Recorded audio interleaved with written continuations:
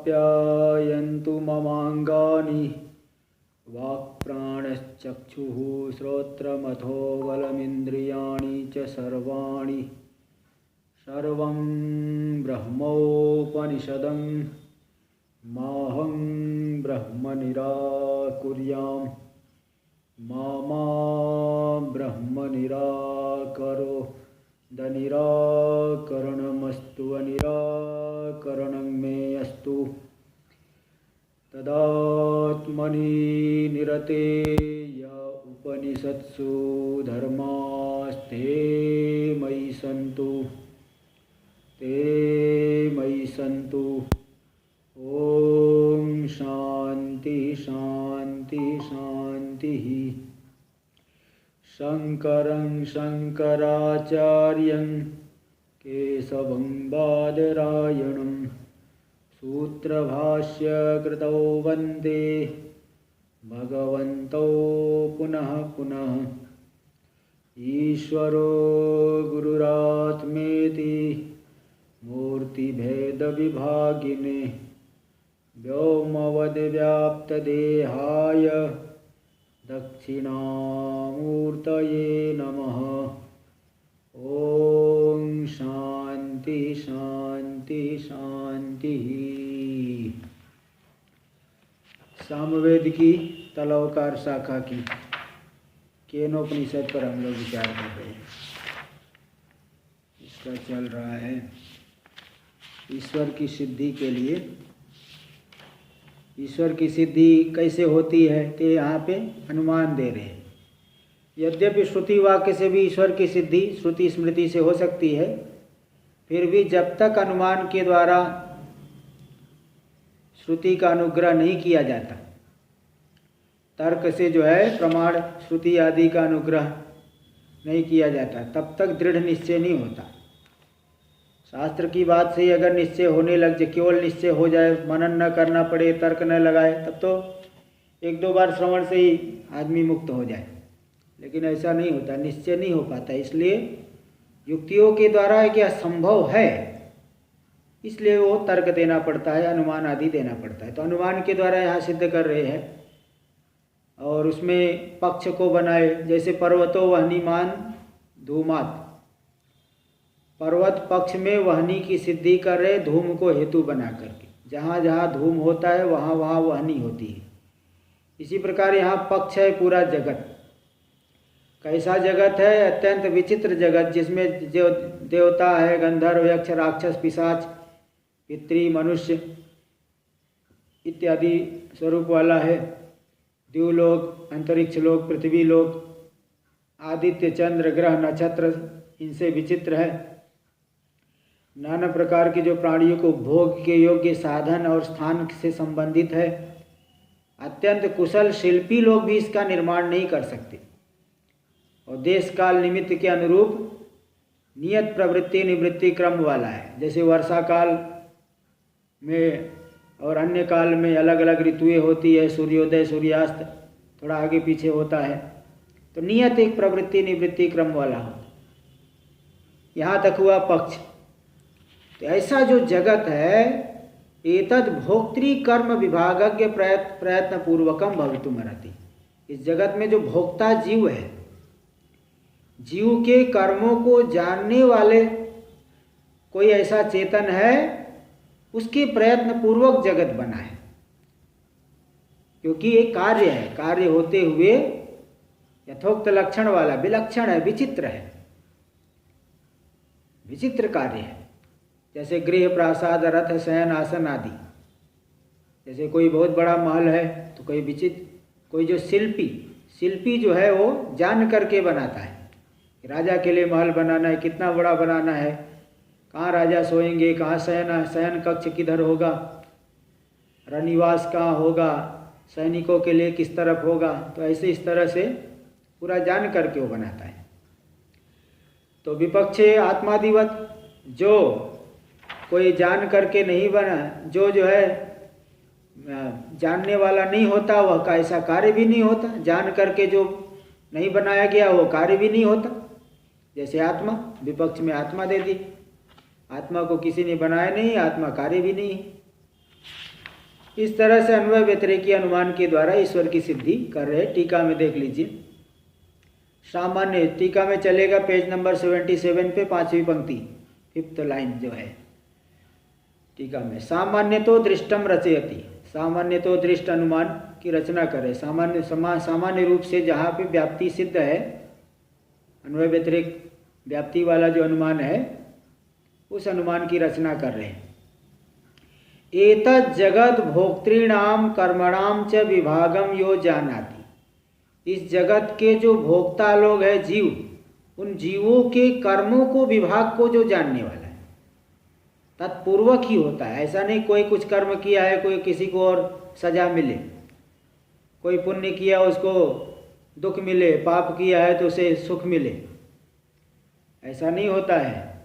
जिसका जैसा कर्म है उसको वैसा ही सुख दुख मिलता है। पूर्व जन्म में जैसा करके आया वैसा ही सुख दुख मिलेगा। तो भोक्ताओं के कर्मों के विभाग को जो जानता है, तत्पूर्वकम भवितुम अर्हति, तत्पूर्वक है, ऐसा कौन है? ईश्वर। ईश्वर पूर्वक यह जगत होने के योग्य है, बिना कोई नियामक के यह जगत नहीं है। इति प्रतिज्ञा, ये प्रतिज्ञा हो गई कि वह जीवों के कर्मों के विभाग को जानने वाला जो है, तत्पूर्वक ही यह जगत है। अत्र जगत निमित्ता दृष्ट निष्पत्त्यर्थो यो जीवानाम प्रयत्न, जगत के जो जगत का निमित्त है अदृष्ट, अदृष्ट यानी पुण्य पाप, उस अदृष्ट की निष्पत्ति के लिए, पुण्य पाप की निष्पत्ति के लिए जो जीवों का प्रयत्न है, जीव भी कर्म प्रयत्न करके याग आदि करता है, प्रयत्न करके जो है पुण्य आदि करता है, कभी पाप भी करता है। तो जगत की निमित्त जो अदृष्ट है, निमित्ता अदृष्ट, ता दीर्घ नहीं हो तो कर लेना, जगत का निमित्त जो अदृष्ट है, अदृष्ट की उत्पत्ति के लिए जो जीवों का प्रयत्न है, तत्पूर्वकत्वम जगत सिद्धम, तो जीव पहले कर्म किया है तभी ऐसा जगत बना, इसलिए अदृष्ट पूर्वक जगत, पुण्य पाप पूर्वक कर्म पूर्वक जगत तो सिद्ध हो गया जीवों का। जीवों के प्रयत्न पूर्वक जगत सिद्ध हुआ, ईश्वर का प्रयत्न पूर्वक सिद्ध कर रहे थे, जीव के प्रयत्न पूर्वक को ले सिद्ध हो गया, सिद्ध साधन हो गया। यानी जिस चीज को आप सिद्ध करना चाहते थे, ईश्वर के प्रयत्न पूर्वक जगत बना है, किसी न किसी के प्रयत्न पूर्वक बना है। तो यहाँ पूर्व पक्षी कह देगा जीवों के प्रयत्न पूर्वक बना है, जीव ने पूर्व जन्म में कर्म किया है, तो कर्म के लिए जो प्रयत्न किया है जिससे कर्म निष्पन्न हुआ, उसी कर्म के आधार पर जगत बन रहा है। तो जीव के प्रयत्न पूर्वक जगत सिद्ध हुआ, ईश्वर की सिद्धि नहीं होगी, सिद्ध साधन है। जो हम मानते हैं पहले से उसी की आप सिद्धि कर रहे। आप कह रहे किसी के प्रयत्न पूर्वक है, तो हाँ जीवों के प्रयत्न पूर्वक है। इति सिद्ध साधनत्वम वदताम, ऐसा जो सिद्ध साधन दोष, एक अनुमान में सिद्ध साधन दोष होता है। जिस चीज की आप सिद्धि करना चाहते हो वह पहले से ही सामने वाला मानता है। जैसे कोई कहे कि युधिष्ठिर जो है सत्यवादी है, बोले मैंने कब कहा झूठ बोल रहे थे, झूठ बोलते थे, वो तो हम भी मानते हैं कि युधिष्ठिर सत्यवादी है। तो अगर जिस चीज को सामने वाला मानता है उसी को आप सिद्ध करोगे, इसको कहते हैं सिद्ध साधन। तिथि सिद्ध साधनत्वम वदताम, ऐसा जो सिद्ध साधन दोष बताने वाला कौन है? निरीश्वरवादी नाम, जो निरीश्वर, ईश्वर को नहीं मानते, मीमांसक आदि लोग। तो उनका निराशा है, उनका निराश करने के लिए, उनका खंडन करने के लिए विशेषण दे दिया कि भोक्ताओं के कर्म के विभाग को जो जानने वाला है तत्पूर्वक। भोक्ता जीव, जीव का क्या कर्म है ये जीव नहीं जानता, जीव जानने वाला नहीं, जानने वाला तो ईश्वर ही है। इसलिए ईश्वर की सिद्धि के लिए ऐसा विशेषण दिए, इसलिए निरीश्वरवादी का मत का निराश हो गया। भोक्ताओं के कर्म को जानने वाला, भोक्ता है जीव, उनके कर्म को जानने वाला जो ईश्वर है, तत्पूर्वक यह जगत सिद्ध होगा। क्योंकि जीव, अब जीव को नहीं ले पाओगे, क्योंकि जीव अपने कर्म का विभाग नहीं जानता, हमने क्या करके आए हैं ये नहीं जानता जीव। नहीं जीवानाम एते भोक्तारो अस्मिन् देशे काले वा अस्य कर्म फलस्य इति विभाग ज्ञानम संभवति। जीवों को ऐसा विभाग ज्ञान नहीं संभव है कि इतने भोक्ता लोग हैं, इस देश में इस काल में इतने भोक्ता लोग हैं, किसका इस कर्म के फल के भोक्ता लोग हैं। यहाँ रहने वाले इस कर्म का भोग, जैसे ऋषिकेश है, यहाँ जितने लोग हैं किस कर्म के फल के भोक्ता है। तो कोई मुंबई में कितने किस कर्म के फल के भोक्ता लोग वहाँ रह रहे हैं, अलग अलग, सबका भी हर एक व्यक्ति का कर्म अलग अलग है।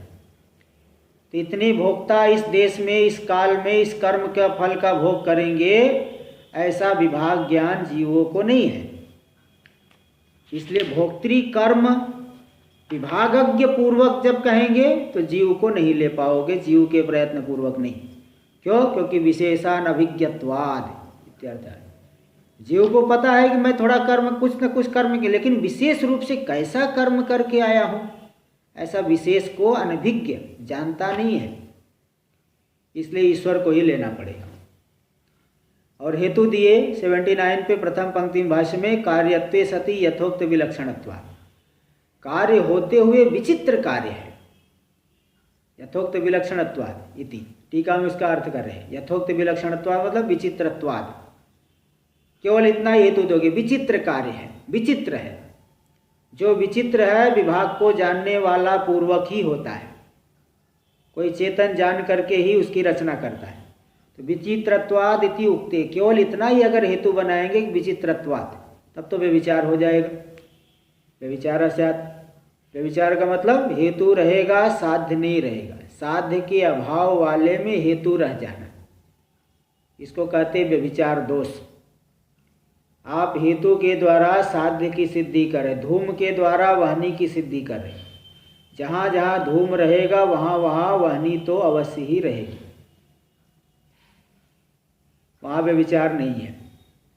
लेकिन यहाँ पे अगर कोई हेतु बना दे वाहनी को, जहाँ जहाँ वाहनी है वहाँ वहाँ धूम है, तो नहीं सिद्ध हो पाएगा, क्योंकि वाहनी तो तप्त तपाए गए लाल गोले में भी है, अथवा आजकल जो हीटर आदि है वहाँ वाहनी दिखती, धूम नहीं दिखता।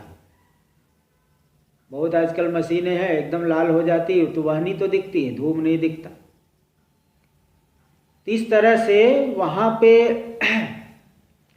व्यभिचार हो जाता है। इसलिए यहाँ पे भी अगर हेतु को केवल विचित्रत्वाद, देखो हेतु है पूरा कार्यत्वे सति यथोक्त विलक्षणत्वाद, विलक्षणत्वाद मतलब विचित्रत्वाद, कार्य होते हुए जो विचित्र है। तो अगर केवल कहोगे कार्यत्व, कार्य होते हुए ऐसा विशेषण नहीं दे करके केवल हेतु देते विचित्रत्वाद, तब व्यभिचार होता है। क्या व्यभिचार होता? हेतु रहते हुए साध्य नहीं रहता। कहाँ देखिए बता रहे व्यभिचार कहाँ है?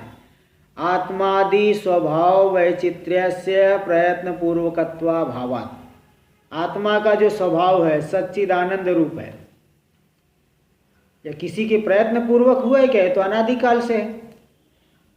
तो हेतु तो आत्मा में रह गया, क्योंकि स्वभाव वैचित्र है, आत्मा का स्वभाव विचित्र स्वभाव, आनंद रूप है, सत्य रूप है, चिद रूप है। इस स्वभाव की विचित्रता आत्मा में तो है, लेकिन आत्मा किसी के प्रयत्न पूर्वक नहीं बना है, इसलिए हेतु रहा, साध्य नहीं रहा, इसलिए वहाँ पे व्यभिचार हो जाएगा। तदर्थम, इसके लिए व्यभिचार के निवारण करने के लिए कार्यत्वे सति इति विशेषणम, प्रथम पंक्ति भाष्य में कार्यत्वे सति यथोक्त विलक्षणत्वात्। अब यहाँ पे कार्यत्वे, कार्य होते हुए जो विलक्षण हो, आत्मा तो कार्य है ही नहीं, हेतु भी नहीं रहा, साध्य भी नहीं रहा, कोई दोष नहीं। फिर बोले चलो कार्यत्वे विशेषण देने से व्यभिचार हट गया, तो केवल इतने कोई हेतु बनाओ, विचित्रत्वात् क्यों देते हो, विलक्षणत्वात् क्यों दे रहे हो? तो बोले नहीं, इतना देने पर भी हेतु अनैकांतिक हो जाएगा, व्यभिचारी हो जाएगा, साध्य की सिद्धि नहीं कर पाएगा। कहाँ पे देखिए क्या क्या दोष हो रहा है, देख रहे कार्यत्वाद इति उक्ते, कार्यत्वाद कार्य होने से केवल इतना ही हेतु देंगे तो अबुद्धि पूरे कार्य पूर्वकारी कार्य, जो व्यक्ति बिना सोच समझ के ही कार्य कर लेता है, कोई जो है नशे में है कुछ भी कर दिया, अथवा कुछ पागल है कुछ भी कर दिया, तो देखो वहाँ पे कार्य तो हुआ किंतु विभाग को जान करके उसने नहीं किया। ऐसे ही कुछ भी कर दिए शराब के नशे में, अथवा कुछ ऐसे मूर्ख है, कोई बुद्धि ठीक नहीं है, कुछ भी कर देता है। जैसे बच्चा जो है अग्नि को भी पकड़ लेता है, तो जान करके थोड़ी पकड़ा कि अग्नि मुझे जलाएगी। तो कार्य तो हुआ, किंतु विभाग को जान करके नहीं हुआ, वहाँ पे हेतु रहा, साध्य नहीं रहा, विचार हो गया। ता बुद्धि पूर्वकारी कार्य, जो नहीं जान करके करने वाला है उसके कार्य में विभागज्ञ प्रयत्न पूर्वकत्वम नास्ति। विभाग को जान करके प्रयत्न करके बनाया ऐसा साध्य नहीं है। इति अनैकांतिकत्वम, अनैकांतिकता मतलब वही व्यभिचार दोष हो गया। अनैकांतिक हेतु व्यभिचारी हेतु कहते हैं, जो साध्य के अभाव वाले में रह जाता है। तो हेतु रहा, साध्य नहीं रहा, व्यभिचार हो गया। तदर्थम, इसीलिए वहाँ भी विशेषण, ये भी विशेषण जरूर देना पड़ेगा, विचित्रत्वात् यथोक्त विलक्षणत्वात्, यानी कार्य होते हुए विलक्षण कार्य हो, विलक्षण हो, ये पूरा हेतु यही देना पड़ेगा। एक भी अंश को हटा नहीं सकते। देखो अब इसको घटा रहे हैं, यद विचित्रम तद विभागज्ञ पूर्वकम यथा गृहादि। जो विचित्र कार्य है, जो कार्य विचित्र है, वह विभाग को जानने वाले के प्रयत्न पूर्वक ही होता है। यथा गृहादि, जैसे घर आदि, क्योंकि देखिए जानाते वही तक्षादि, क्योंकि जो बढ़ई है वो जानता है, तक्षानी बढ़ई कारपेंटर बोलते हैं, तो तक्षा जो है जानता है। तक्षा आदि, आदि से अन्य को ले लीजिए, कोई मिस्त्री आदि है, वो लोग जानते हैं कि अयम गृहादि रस्य स्वामिनो, ये जो मैं घर बना रहा हूँ इसका स्वामी यह है। द्रव्य दानादि पूर्वकम वास्य निर्माण, बोले वो मुझे इतना द्रव्य देगा, मुझे इसके निर्माण करने के लिए इतना पैसा देगा। तो द्रव्य दान आदि पूर्वक इसका निर्माण हो रहा है। इत्थम च, इस प्रकार से निर्माण होगा, इसमें कितने पत्थर लगेंगे, कितनी ईंट क्या क्या लगाना है उसको पता है। इति ततो न साध्य वैकल्यम, इसलिए साध्य वैकल्य नहीं। गृह आदि, बड़े बड़े प्रासाद आदि विलक्षण कार्य है और विभाग को जानने वाले के प्रयत्न पूर्वक होते हैं। ऐसे ही यह संसार विलक्षण कार्य है, इसलिए भोक्ताओं के विभाग को जानने वाला ही इसको बनाया है। निर्माणम इत्थम चेति ततो न साध्य वैकल्यम, साध्य वैकल्य नहीं, हेतु भी है, साध्य भी है, कोई दोष नहीं, इसलिए ईश्वर की सिद्धि हो जाएगी। तो जैसे गृह प्रासाद आदि में वह विलक्षण कार्य तो हेतु रहा, विलक्षण कार्य है, कोई न कोई जान करके बनाता है, ऐसे जगत भी विलक्षण कार्य होने से जान करके ईश्वर ने बनाया। ईश्वर के जान करके किसी चेतन ने बनाया है, वह चेतन ईश्वर है, ये सिद्ध हुआ। ततो न साध्य वैकल्यम यथा शब्दम ही साधन दूषणे, शब्द के अनुसार साधन और दूष प्रतिमान के अर्थ को लेकर के साधन और दोष दिया जा, सिद्धि और दोष दिया, सिद्धि की जाती है और दोष दिया जाता है। तो भले विभागक के कर्म पूर्वक, भोक्ता के कर्म के विभाग को जानने वाले प्रयत्न पूर्वक, तो कर्म से धर्माधर्म हर जगह नहीं लेना है। यहाँ तो दृष्टांत में घटाते समय कर्म से लेना, जो स्वामी जो है इतना द्रव्य दान देगा इसलिए मुझे इस तरह से बनाना है। वहाँ दृष्टांत में घटाते समय धर्माधर्म को नहीं लेंगे, वहाँ द्रव्य दान आदि कर्म को लेकर के। और पक्ष में घटाते समय पुण्य और पाप इत्यादि कर्म को लिया जाएगा। यथा शब्द, शब्द की प्रतीयमान अर्थ के अनुसार ही साधन और दोष दिया जाता है। तो इसलिए नाभिप्राय वसात, अभिप्राय के बल से नहीं कि शब्द को लेकर के ही दोष देने लगे कि कर्म आया है तो कर्म से धर्म ही लेना चाहिए हर जगह। हर जगह कर्म से धर्म नहीं लेना है। दृष्टांत में घटाते समय कर्म से लेना जो स्वामी का द्रव्य दान आदि कर्म, और पक्ष में घटाते समय कर्म पद से धर्माधर्म को लेना। इसलिए अन्वय व्याप्ति गृह प्रासाद आदि कार्यों में घट गया। व्यतिरेक व्याप्ति दिखाए जो कार्य नहीं, जो नियत प्रवृत्ति का भोक्ता के विभाग, भोक्ता के कर्म के विभाग जानने वाले प्रयत्न पूर्वक नहीं है, जिसको जान करके नहीं बनाया है वह कार्य भी नहीं होता। जैसे आत्मा को कोई जान करके नहीं बनाया है, इसलिए वह कार्य भी नहीं। विपक्षे व्यतिरेके आत्मवद इति उदाहरण। विपक्ष में मतलब जहाँ व्यतिरेक व्याप्ति घटाई जाती है, आत्मा को किसी ने जान करके नहीं बनाया, वह विलक्षण कार्य भी नहीं है, तो साध्य भी नहीं है, हेतु भी नहीं है। ये व्यतिरेक की दृष्टांत हो गया। तो अन्वय व्यतिरेक के द्वारा सिद्ध हो गया ईश्वर ने रचा है संसार को। यद विभागज्ञ प्रयत्न पूर्वकम न भवति तद विशिष्ट कार्यम अपि न भवति। जो विभाग को जानने वाले के प्रयत्न पूर्वक नहीं होता, वह विशिष्ट कार्य भी नहीं होता। यथा आत्मा आकाश आदि, जैसे आत्मा और आकाश आदि। आकाश आदि को नैयायिक लोग कार्य नहीं मानते, नित्य मानते। भाई जो दृष्टांत होता है उभयवादी सम्मत दिया जाता है। हम अपने यहाँ कुछ और मानते, वो अपने यहाँ कुछ और मानता है, उसको दृष्टांत नहीं देते। सामने वाले को दृष्टांत देना है तो उसके अनुसार ही दृष्टांत देना पड़ेगा। जिस मत को मानते हैं उसके अनुसार दृष्टांत देना पड़ेगा। नैयायिक लोग आकाश को नित्य मानते हैं, तो देख लो आकाश को किसी ने बनाया नहीं है, वो कार्य भी नहीं है। कोई जान करके नहीं बनाया और वह कार्य भी नहीं है। ऐसी आत्मा, तो आत्मा आदिवत, आदि से आकाश आदि को ले लिए। तो यथा आत्मा आकाश आदि इति अन्वय व्यतिरेक प्रयोग है। इस तरह से अन्वय व्यतिरेक प्रयोग, अनुमान प्रयोग मतलब अनुमान प्रयोग हुआ। अन्वय भी व्याप्ति मिली और व्यतिरेक व्याप्ति भी मिली। विचित्र कार्यत्वम अस्तु विभागज्ञ प्रयत्न पूर्वकत्वम न भविष्यति किम बाधकम।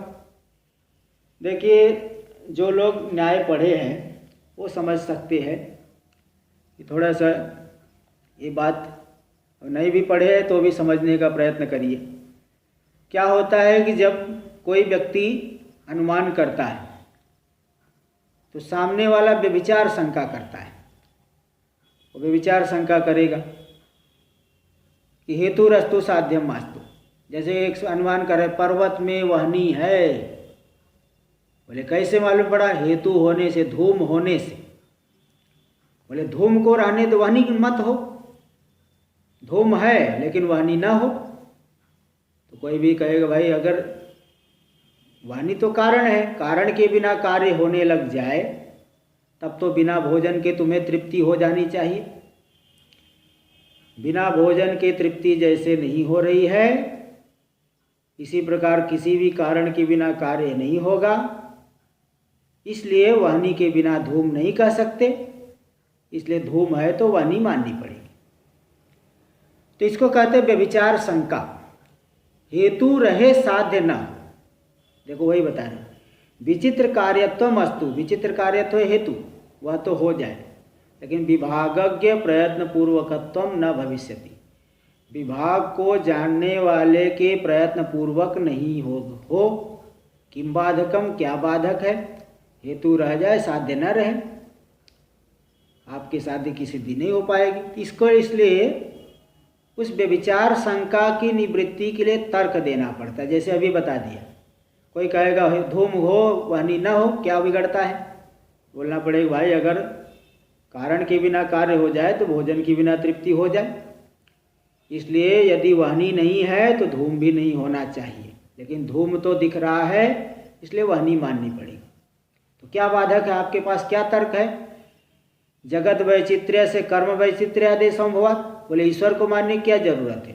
जगत में जो विचित्रता है कर्मों की विचित्रता को लेकर के हो जाएगा। प्राणियों के कर्म अलग अलग है, इसलिए सब जगह अलग अलग परिस्थितियां है, अलग अलग सुख के साधन है। तो वैचित्र्यादेव संभवात, कर्म की विचित्रता से ही जगत में विचित्रता हो जाएगी। ईश्वर को मानने की, विभाग को जानने वाले को मानने की क्या जरूरत है? अतः पक्षे एवं साध्याभाव शंकया। इसलिए पक्ष में ही साध्याभाव की शंका से, शंकित विपक्षे वर्तमानो हेतु, शंकित जो विपक्ष हो गया पक्ष में ही साध्याभाव की शंका हो गई। जहाँ साध्य का अभाव रहता है उसे कहते हैं विपक्ष। तो पक्ष में साध्याभाव का निश्चय तो नहीं हुआ किंतु शंका हुई है, इसलिए पक्ष ही हो गया शंकित विपक्ष। शंका से वहाँ, क्योंकि वहाँ साध्याभाव की शंका है, तो शंकित विपक्ष हो गया पक्ष, उसमें वर्तमान है हेतु। हेतु वहाँ रह रहा है किंतु वहाँ साध्याभाव की शंका है, इसलिए शंकित व्यभिचार। हेतु शंकित व्यभिचार वाला, वहाँ के व्यभिचार की शंका हो रही है। इति अभिप्रेत्याह। इसी अभिप्राय को पूर्व पक्षी भाष्य में दिखा रहा है। हाँ जी बोलिए। ये थोड़ा क्लिष्ट था क्योंकि न्याय की भाषा थी। ये पूरा जो टीका था उसका जो निचोड़ यही है कि संसार को बनाने के लिए परमात्मा की आवश्यकता है, इतना ही है ना। हाँ, सिद्धांती कहेगा, पूर्व पक्षी कहेगा नहीं, आवश्यकता नहीं है। पूर्व पक्षी का ये चल रहा है ना, वो सिद्धांती तो ईश्वर की सिद्धि के लिए भाई श्रुति है, स्मृति है, और इसके बाद भी अनुमान देने की आवश्यकता, इसलिए एक मिनट, अनुमान देने की आवश्यकता इसलिए है कि बिना जो है युक्ति के कोई बात दिमाग में बैठती नहीं, इसलिए अनुमान के द्वारा, युक्ति के द्वारा तो उस बात को बैठा दिया जाता है। तब जब यहाँ पे बता रहे हैं कि भाई अब वो ये कहेंगे पूर्व सिद्धांति तो अनुमान के द्वारा ईश्वर की सिद्धि कर रहा है, पूर्व पक्षी क्या कहे, कर्म से ही जगत में विचित्रता आ जाएगी, ईश्वर को मानने की आवश्यकता नहीं है। इसी बात को दिखा रहे कर्मणा एव इति चेत। भाष्य में देखिए द्वितीय पंक्ति में आ गया। गुरुजी जैसे जाड़े में तालाब या कुएं से भी धुआं जैसे निकलता है, वहां अग्नि की सिद्धि कहाँ होती है? अरे वो धुआं थोड़ी है, धुआं है क्या वो धूम नहीं, धूम की बात कही जा रही भाई। धूम धूम धूम को धूम जैसा नहीं, आपके जैसा कोई दिखता है तो क्या आपके घर में चले जाएगा? हाँ, आपके जैसा कोई दिखता है तो क्या आपके घर में कब्जा कर लेगा वो? ऐसा थोड़ी होता है। जैसा दिखने से क्या होता है? जैसा को लोगे तो जैसा, देखो सादृश्य का मतलब क्या है? सादृश्य का मतलब तद भिन्नत्वे सति तदगत भूयो धर्मवत्वम, उससे तो भिन्न हो, उसमें रहने वाले अधिकतर धर्म वाला, उसको कहते हैं सादृश्य। यानी वही नहीं हो सकता, दूसरा है वो, किंतु उसके जैसा दिखता है। ये धूमि भाप, वो तो वाष्प है, वो तो जल का वाष्प है कुछ, वो धुआं जैसा दिख रहा है लेकिन है नहीं। ऐसे तो धूली पटल, तूफान आया, जोर की धूल धूल हो गया, वो भी धुआं जैसे दिखेगा। अब वहाँ थोड़ी अग्नि सिद्धि करेंगे। चलिए देखिए, कर्मणा एव इति चेत, तो कर्म से ही जगत में विचित्रता हो जाए, यदि ऐसा कहो तो सिद्धांतिकरण न, ऐसा नहीं कह सकते। देखो टीका में दीदी परिहार कर रहे सिद्धांति की शंका का। ईश्वर को मानना ही पड़ेगा, केवल कर्म से नहीं हो सकता। क्यों? न परतंत्र से निमित्त मात्रत्वात्, कर्म तो परतंत्र है, कर्ता के अधीन है, वह केवल निमित्त मात्र होता है ना, स्वतंत्र रूप से कर्म, क्योंकि कर्म जो है विभाग को जानता नहीं ना। अब कौन कर्म के माध्यम से जगत को मानोगे तो कर्म तो जड़ है, जड़ थोड़ी जानेगा किसको कौन सा इसको मैं सुख दूँ, इसको सुख देने के लिए कौन सा किस प्रकार के जगत की रचना करूँ। कर्म निमित्त मात्र है, कर्म के आधार पे ईश्वर बनाएंगे, लेकिन बनाएंगे तो ईश्वर, इसलिए वो ऐसा नहीं कह सकते, वो तो निमित्त मात्र है ना। इसलिए महिम्न में भी एक श्लोक आता है, अगर आप लोगों को ध्यान में हो तो, अजन्मानो लोका किमवयवन्तोऽपि जगता मधिष्ठातारं किं भवविधिरनादृत्य भवति अनीशो वा कुर्याद् भुवन जनने कः परिकरो यतो मंदास्त्वा प्रत्यमरवर संसेरतई में। देखो क्या बताए महिम्न में, पुष्पदंताचार्य जी बता रहे हैं, अजन्मानो लोका किम अवयववन्तोऽपि, ये जो जगत है सावयव है, सावयव है संपूर्ण जगत संपूर्ण लोक, तो क्या अजन्मानो, बिना जन्म के ही हो जाएंगे? सावयव पदार्थ कोई भी है वह जन्म होता है। चलो इसलिए पहली बात जन्म माननी, कोई भी सावयव पदार्थ लीजिए, घट पट शरीर गृह आदि सावयव पदार्थ है तो जन्म तो होगा ही। तब जब जन्म सिद्ध हो गया तो कोई न कोई बनाने वाला भी होगा। जगताम अधिष्ठातारम किम भव विधिरनादृत्य भवति, कोई न कोई अधिष्ठाता बनाने वाले के बिना भव विधि रचना, भव यानी उत्पत्ति का उत्पत्ति कार्य हो सकता है क्या? जगत यह कार्य है, तो कार्य है, कोई बनाने वाला है, तो बनाने वाले की बिना कार्य होगा क्या? फिर कहेंगे नहीं, दो चेतन है, जीव भी है ईश्वर भी है, तो बोले अनीशो वा कुर्याद भुवन जनने कह परिकरो। अनीश यानी जीव, जीव इस जगत को बना ले तो जीव के पास क्या सामग्री है बताओ? जीव तो बेचारा एक कुटिया नहीं बना पा रहा है, एक छोटा सा घर नहीं बना पाता, पूरे जगत को बना लेगा। जीव की क्या उसमें हैसियत है, क्या उसके पास सामग्री है? इसलिए यतो मंदास्त्वांग प्रत्यमरवर संसेरत इमे, हे अमरवर, हे देवताओं में श्रेष्ठ, अमर यानी देवता, हे देवताओं में श्रेष्ठ, जीव के पास क्या सामग्री है जिससे कि लोग आपके ऊपर संशय करते हैं? संशयरत इमे, आपके ऊपर संशय करते हैं, तो मतलब संशय करने के लिए कोई तर्क ही नहीं है। जीव तो बना नहीं सकता, कोई जो है सावयव पदार्थ है, जन्म मानना पड़ेगा, जन्म मानोगे तो कोई न कोई बनाने वाला मानना पड़ेगा, बनाने वाला मानोगे तो जीव मानो कि ईश्वर को माने, जीव के पास क्या सामग्री है कि बना लेगा? इसलिए आपको घुमा फिरा के ईश्वर को ही मानना पड़ेगा। महिम्न में भी ये बात आ गई है। चलिए देखिए आगे। तो ये बताए कि कर्म तो परतंत्र है, निमित्त मात्र ही होता है। इस बात को देखिए टीका में स्पष्ट कर रहे हैं। कर्तृपरतंत्र से कर्मणो निमित्त मात्रत्वात्, जो कर्ता के अधीन है कर्म, वह तो केवल निमित्त मात्र है, वो जड़ है, निमित्त मात्र ही बनेगा। स्वातंत्रेण निमित्तत्वा संभव, स्वतंत्र रूप से वह निमित्त नहीं बन सकता, जड़ है ना। इसलिए कार्य वैचित्र्य से भंग प्रसंगो बाधक कर्तारम अंतरे, अगर कर्म को कोई कर्म से ही मानोगे तब तो कार्य में विचित्रता आएगी नहीं, क्योंकि वो जड़ है, कैसे बना लेगा। इसलिए कार्य में विचित्रता के भंग की आपत्ति आएगी, यही बाधक है कर्ता के बिना जगत को मानोगे तो।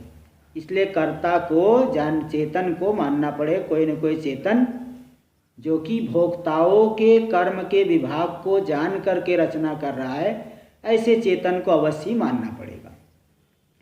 अतः पक्षे साध्याभाव शंकानुपपत्तिर, इसलिए पक्ष में साध्याभाव की शंका संभव नहीं होने से न शंकित व्यभिचारित्वम इति भावः, शंकित व्यभिचार, साध्याभाव की शंका होने से व्यभिचार की शंका है, ऐसा नहीं कह सकते।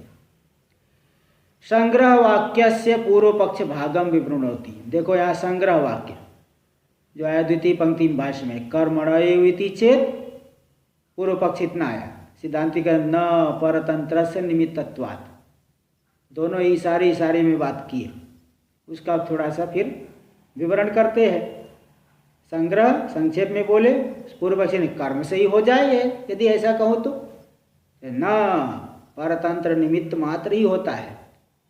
कहना क्या चाहते थोड़ा विवरण करके बता रहे हैं, विस्तार से बताएंगे। देखो पहले पूर्व पक्षी की बात की विवरण कर रहे हैं, उसका मतलब क्या कहना चाहता है।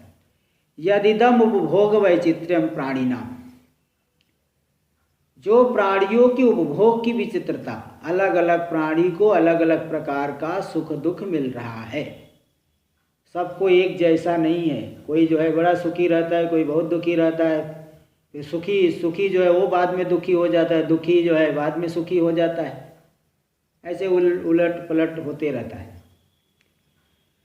तो जो उपभोग में विचित्रता है प्राणियों की, तत्साधन वैचित्र्यम च, इसी प्रकार साधनों में भी विचित्रता है। यह दोनों के दोनों ही देश काल निमित्तानुरूप नियत प्रवृत्ति निवृत्ति क्रमम च, देश काल के निमित्त, देश काल रूपी निमित्त के अनुरूप नियत प्रवृत्ति निवृत्ति क्रम वाला भी है। तन न नित्य सर्वज्ञ कर्तृकम, वह सर्वज्ञ करता है, सर्वज्ञ उसका करता है ऐसा नहीं। सर्वज्ञ ने उपभोग की विचित्रता को किया, साधन को अलग अलग बनाया, और देश काल के निमित्त के अनुरूप नियत प्रवृत्ति निवृत्ति क्रम वाला बनाया। ये सर्वज्ञ नहीं बनाया, ऐसा नहीं कह सकते। पूर्व पक्षी कह रहा है किंतरी, फिर कैसे बनेगा? बोले कर्मणा एव, कर्म से ही हो जाएगा। बोले कर्म से कैसे? बोले कर्म में बड़ी अचिंत्य शक्ति है। तस्य अचिंत्य प्रभावत्वात्, कर्मों का प्रभाव बड़ा अचिंत्य है। हाँ, बोले देखो कर्मों की वजह से ही ब्रह्मा जी पूरे जगत की रचना कर रहे हैं, विष्णु भगवान पालन कर रहे हैं, शिव जी जो है संहार कर रहे हैं। एक ऐसा श्लोक आता है तस्मै नमः कर्मणे करके, वो श्लोक पूरा ध्यान नहीं आ रहा है, वो बताए उसमें बताए कि जिसके द्वारा विष्णु भगवान पालन कर रहे हैं, जिसके द्वारा ऐसा उनका कर्म है वो इस पद पे पहुँचे, ऐसा वो मतलब कहना चाहता है तस्मै नमः कर्मणे। तो कर्मों में ही अचिंत्य प्रभाव है, उस अचिंत्य प्रभाव से है ना सभी जगत चित्र विचित्र जगत बन जाएगा। देखो टीका टिप्पणी में भी 2 नंबर टिप्पणी में दे दी अचिंत्य। हाँ जी बोलिए। तो क्या भगवान में भी कर्तृत्व भोक्तृत्व आ जाएगा क्या? अरे पूर्व पक्षी कह रहा है भैया, पूर्व पक्षी अभी बता रहे, पूर्व पक्षी की बात अभी स्पष्ट कर रहे हैं ना। थोड़ा सा पूर्व पक्षी उत्तर पक्षी देख लिया करिए, तो मतलब अब शंका कर रहा है उसी में आप और बड़े पूर्व पक्षी बन गए आप तो। तस्य अचिंत्य श्रवण करने में ऐसा लगा कि वो ईश्वर भी कर्तृत्व भोक्तृत्व वाला हो जाएगा। नहीं ईश्वर कभी नहीं। पूर्व वो जो है अलग अलग लोग अलग अलग, देखो सब अपने अपना श्लोक बना के रखे हैं भाई, सब अपना, वो मीमांसक लोग अपना श्लोक बना के रखे, अपना श्लोक बना के रखे, तो सब अपना अपना बोलते हैं, ऐसा प्रमाण अलग से दे दे के। हाँ चलिए देख,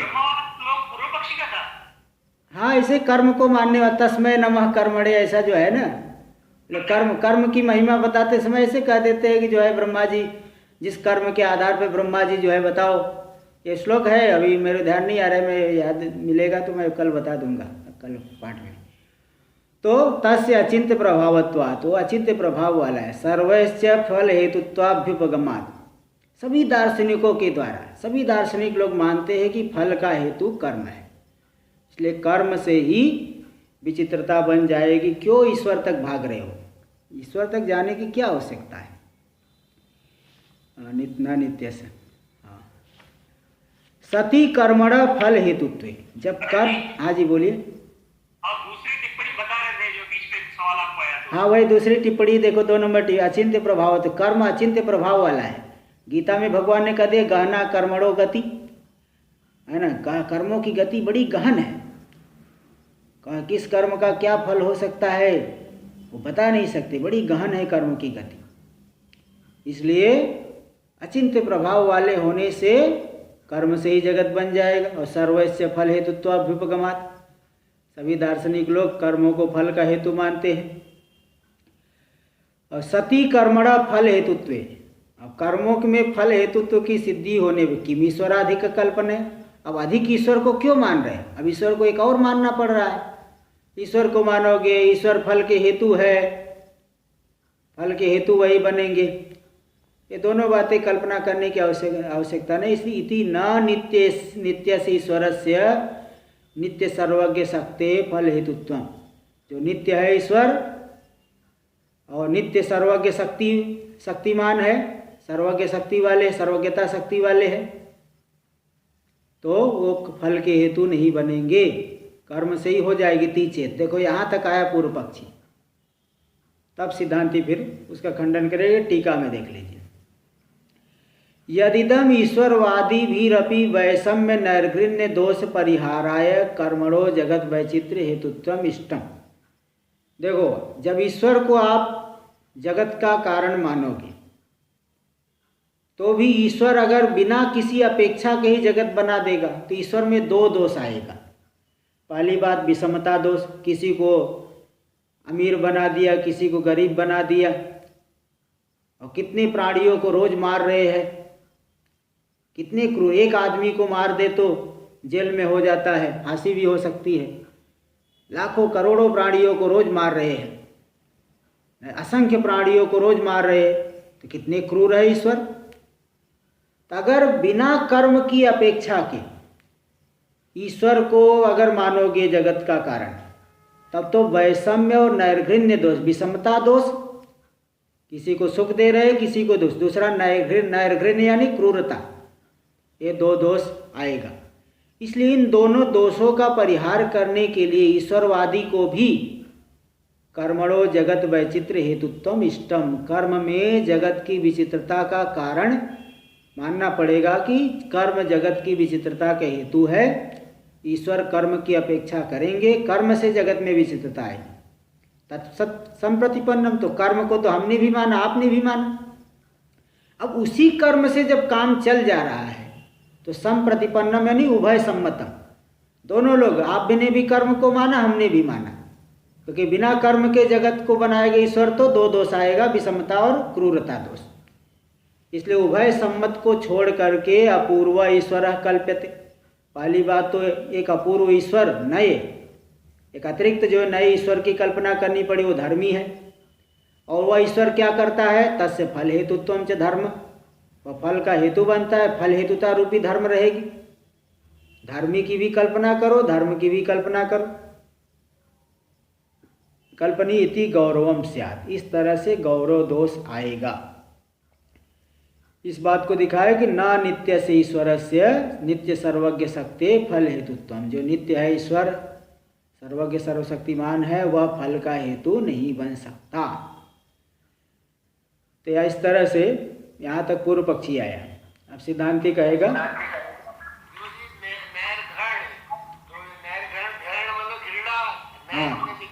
हाँ, निर्गता घृणा यस्मात्, घृणा का अर्थ है, घृणा के यहाँ लेना क्रूरता, नहीं, घृणा मतलब दया, घृणा का अर्थ है दया, यहाँ पे घृणा का अर्थ है दया। ब्रह्मसूत्र में आप देखेंगे निर्गता घृणा, घृणा यानी कृपा, दया। यस्मात् स निर्घृण तस्य भाव नैर्घृण्यम, यानी दया निकल गई, क्रूर है, क्रूरता, तो नैर्घृण्य का सीधा सीधा अर्थ क्रूरता। वैषम्य यानी विषमता। टीका में देख लीजिए, सती लाघवे गौरवम दूषणम स्यात् नेह तदस्ति। देखो पूर्व पक्षी ने कहा गौरव दोष हो रहा है, कर्म से ही जब सब कुछ बन गया तो एक अधिक ईश्वर को मानने की आवश्यकता, गौरव दोष हो रहा है।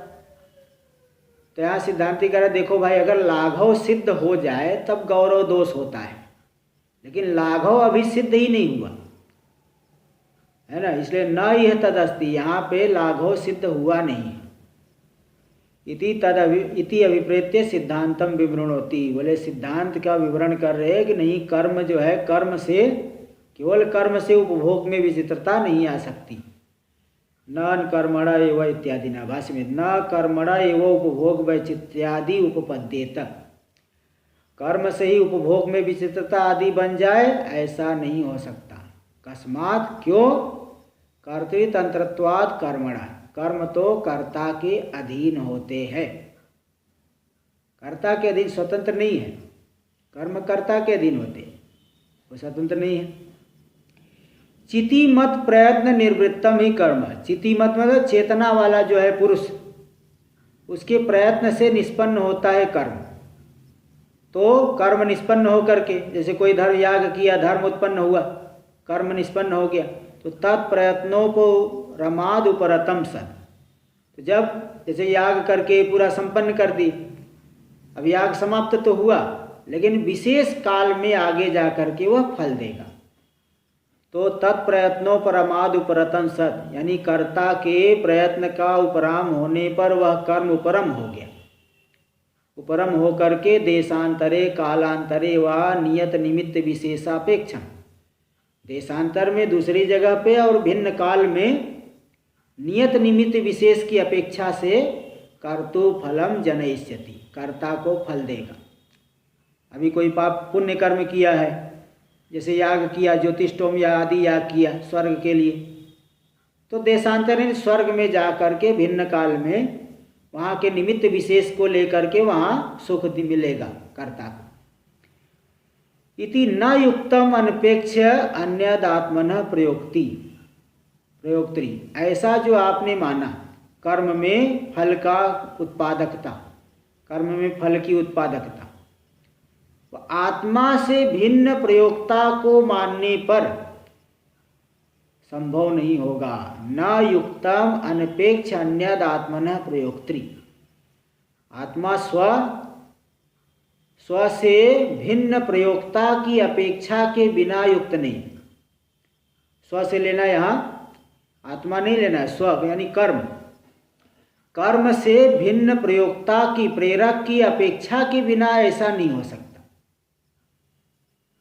फिर बोले अच्छा ठीक है, चलो कर्म से भिन्न कोई प्रयोक्ता बिना प्रेरक, क्योंकि कर्म तो जड़ है, देशांतर में कालांतर में नियत निमित्त विशेष की अपेक्षा से कर्ता को फल दे देंगे, ऐसा नहीं बन पाएगा, क्योंकि अन्य कोई प्रयोक्ता होना चाहिए, प्रेरक होना चाहिए, कर्म तो जड़ है। तो फिर सिद्धांति पूर्व पक्षी क्या कहेगा, चलो ठीक है, जीव ही प्रयोक्ता हो गया, जीव ही प्रेरणा दे देगा, कर्तैव फल काले प्रयोक्ता इति, कर्ता ही फल काल में कर्मों को प्रेरित कर देगा, इति चेत। यदि ऐसा कहे तो कैसे प्रेरणा देगा, मया निर्वर्तितो सी त्वाम प्रयोक्षे फलाय, देखो भाई हे कर्म, मैंने तुमको बनाया है, मेरे द्वारा तुम उत्पन्न हुए हो, त्वाम प्रयोक्षे, मैं तुम्हें अब प्रेरित कर रहा हूँ, फलाय, फल के लिए प्रेरित कर, यद आत्मानुरूपम फलम, जो तुम्हारे अनुकूल फल हो, यानी तुम कर्म के अनुरूप फल हो, उस फल को मुझे दो, क्योंकि मैंने तुम्हें किया है। तो इस तरह से कर्ता प्रेरित कर देगा, जीव प्रेरित कर देगा।